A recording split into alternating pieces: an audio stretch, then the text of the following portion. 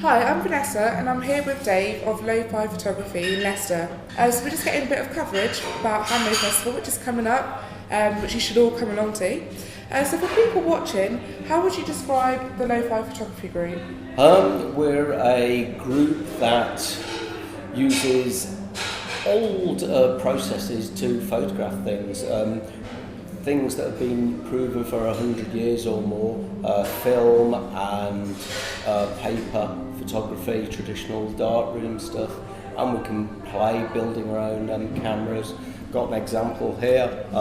It's a homemade camera made out of a beer can, and you can use that as a pinhole camera, or can use it as a long exposure camera, which can take photographs for several months and that sort of thing.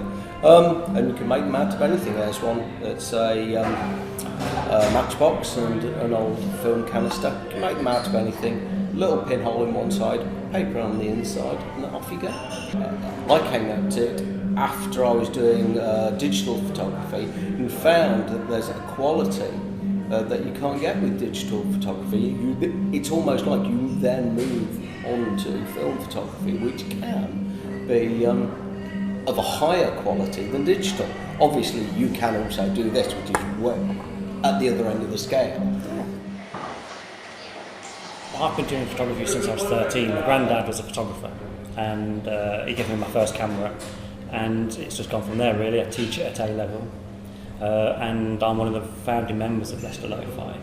A couple of years ago, me and Dan and Steve got together and set up this group of people coming together to try and reclaim the lost arts of darkroom and film and the fun of photography rather than the digital side. So I've heard that you've got some work in an exhibition. Tell me a bit about that. How did you come to getting involved? The exhibition was something that Dave arranged because he knew the people at Taylor's, the Bell Foundry, where we went to take the pictures. So what was it about the Bell Factory that kind of drew you in? I think it was just opportunity really. That Dave's got an interest in bells because he's a bell ringer. And I think it was just opportunity. And I'd never seen a bell being founded before. We spent a day there with all sorts of cameras, some old, some new, and photographed the people that worked there, the making of a bell. So what was your sort of inspiration behind sort of the work at the Loughborough Bell? Well, with the Loughborough Bell work, I wanted to try using a large format camera, so the negatives are actually 5 inches by 4 inches square, and it was taking about 20 minutes to take one picture. Yeah. It's such a big camera, and you've got to load it all up, and you've got a dark cloth over you and you're focusing. I just wanted to try and gain a new kind of skill using that, really, and I wanted to try and emulate the grandness of the actual casting process with a grand size camera. We're now putting on an exhibition as part of Handmade Festival of the photographs that we took that day. Where would that be on display for people to have a look? That will be on the 18th, I think I've got this right, 18th. It's a week before Handmade to a week after. I'll go that way because it's easy to remember. And where would that be?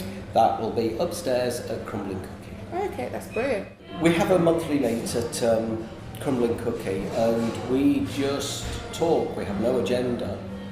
We just talk rubbish all night, and occasionally we think of projects. We've got a project that we might do where we're making our own photo paper with plants. You crush up the plant leaves, extract the juice, put it on paper, and then take a photo with it. We might do that, we might not. We might find it just didn't work at all, but that's the pleasure of it. You don't know what will and won't work.